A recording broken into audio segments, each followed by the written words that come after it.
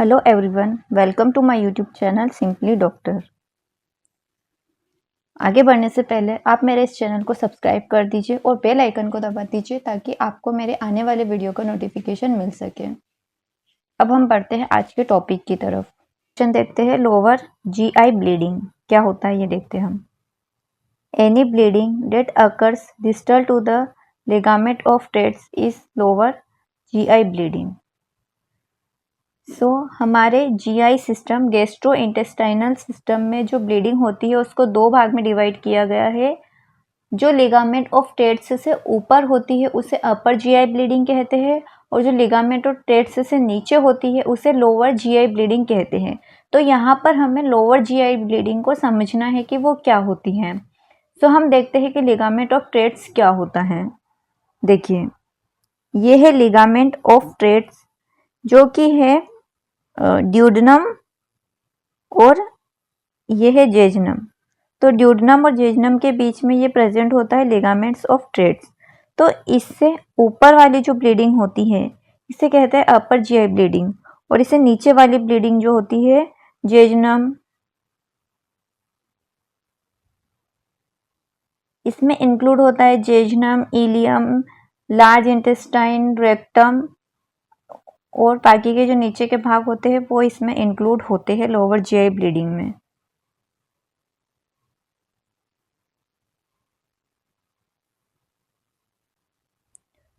This condition range from scant bleeding to massive haemorrhage.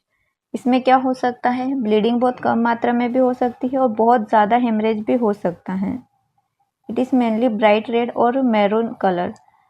जो lower GI bleeding होती है ये ब्राइट रेड कलर की होती है या मरून कलर की होती है।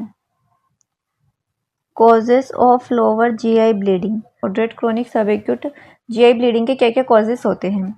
पहला है डाइवर्टिकुलर डिसीज। मैंने आपको डाइवर्टिकुलाइटिस बताया है कि वो क्या होता है 2 मार्क्स के क्वेश्चन में। तो डाइवर्टिकुलास क्या होते हैं, हमारी जो लार्ज इंटेस्टाइन होती है उसमें कुछ, जैसे ये लार्ज इंटेस्टाइन है तो इसकी जो इनर वॉल होती है इसमें कुछ पाउच जैसे स्ट्रक्चर्स बन जाते हैं जिन्हें हम क्या कहते हैं, डाइवर्टिकुलास कहते हैं। तो ये होते हैं ओल्ड एज में। तो ओल्ड एज में डाइवर्टिकुलास के कारण जो डिसीज होती है उसे डाइवर्टिकुलर डिसीज कहते हैं।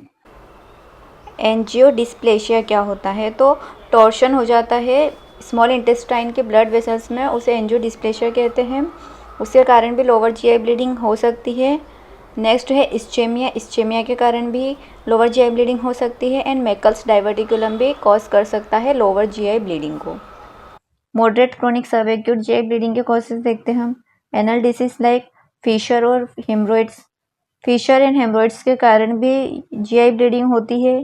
इन्फ्लेमेटरी बॉवेल डिसीज हो जाए तो उसके कारण भी हो सकती है। Carcinoma, large polyp, radiation, enteritis and solitary rectal ulcer, इन सब के कारण मॉडरेट लेवल पर जीआई ब्लीडिंग कॉज होती है।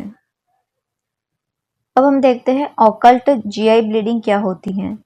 Occult means that the blood और its breakdown products are present in the blood but can not seen without microscope. Occult bleeding क्या होती है, स्टूल के थ्रू ब्लीडिंग पास होती है। ब्लीडिंग स्टूल के थ्रू ब्लड और उसके प्रोडक्ट पास तो होते हैं बट वो हमें नेक्ड आई से दिखाई नहीं देते हैं। जब उसका लैब में एनालिसिस किया जाता है तब हमें दिखाई देते हैं। तो ये माइक्रोस्कोप में दिखाई देते हैं, इसलिए इसको कहते हैं ऑकल्ट ब्लीडिंग। ऑकल्ट ब्लीडिंग में भी as much 200 ml per day में cause iron deficiency anaemia. Occult bleeding में कितना ब्लड लॉस हो सकता है पर डे, 200 ml ब्लड जो है वो लॉस हो सकता है और इसकी वजह से आयरन डेफिशिएंसी एनीमिया भी कॉज हो सकता है। इन्वेस्टिगेशन क्या क्या करवा सकते हैं हम लोअर जीआई ब्लीडिंग में, तो डिजिटल एनोरेक्टल एग्जामिनेशन करवा सकते हैं, प्रोक्टोसिग्मोइडोस्कोपी करवा सकते हैं, रेक्टल बायोप्सी करवा सकते हैं, स्टूल माइक्रोस्कोपी एंड कल्चर करवा सकते हैं, emergency laparotomy if haemorrhoids is massive. तो हम ये इन्वेस्टिगेशन करवा सकते हैं in case of GI bleeding. अब इसका मैनेजमेंट कैसे करते हैं वो हम देखते हैं। Hospitalisation if suspicious of significant bleeding, अगर ब्लीडिंग ज़्यादा हुई है तो हॉस्पिटल जाना बहुत ज़रूरी हो जाता है। Correction of hypovolaemia with plasma expander followed by blood transfusion, अगर हाइपोवोलेमिया की कंडीशन डेवलप हो चुकी है, ज़्यादा मात्रा में ब्लड लॉस हो चुका है लोअर जीआई ब्लीडिंग में, तो क्या क्या कर सकते हैं, प्लाज्मा एक्सपांडर दे सकते हैं पेशेंट को एंड ब्लड ट्रांसफ्यूजन भी कर सकते हैं ऐसे केस में।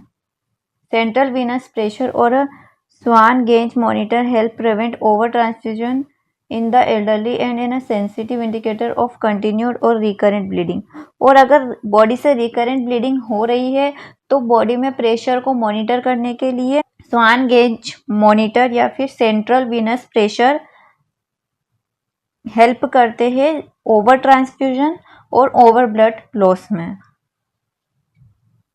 Blood for hemoglobin clotting screening and urea in electrolyte estimation. So this is all about today's video. If you like my videos, so like, share and subscribe to my channel. और आप मुझे comment section में बताइए कि next topic में कौन सा लूँ। Thank you.